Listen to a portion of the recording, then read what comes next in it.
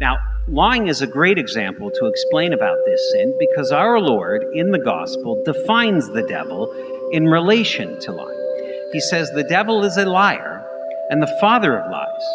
And when the devil lies, our Lord says, he is only acting according to his nature because, and then our Lord repeats again, he is a liar and the father of lies. So when you lie, guess who you're asking to be your father?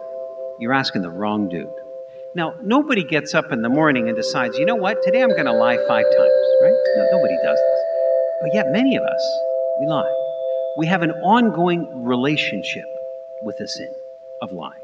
And we may even personally dislike lying, but a difficult situation comes along and we reach in our back pocket where we keep the sin of lying and we play that sin card.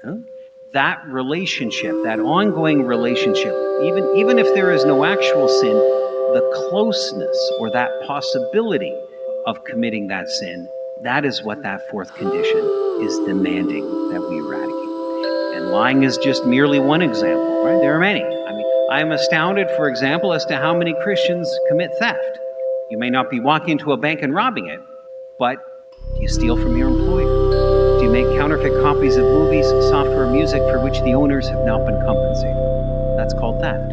I am astounded as to how many Christians practice contraception, or how many Christians get into the ballot box to exercise their democratic right, and they don't put life at the top of their list of the needs of our community and society and nation. And so, friends, that fourth condition is not simply a matter of rattling off another prayer, another memorized prayer. It means taking an honest look at your moral life. And where is it in terms of congruency from what Jesus Christ demands of us? And if you make that decision to bring it into congruency tonight, you will obtain a plenary indulgence, which is a pretty good deal and a pretty big deal.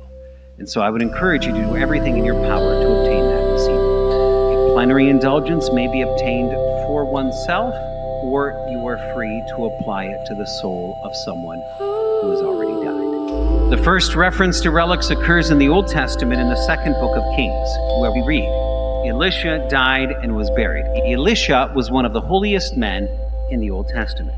At the time, bands of Moabites used to raid the land each year.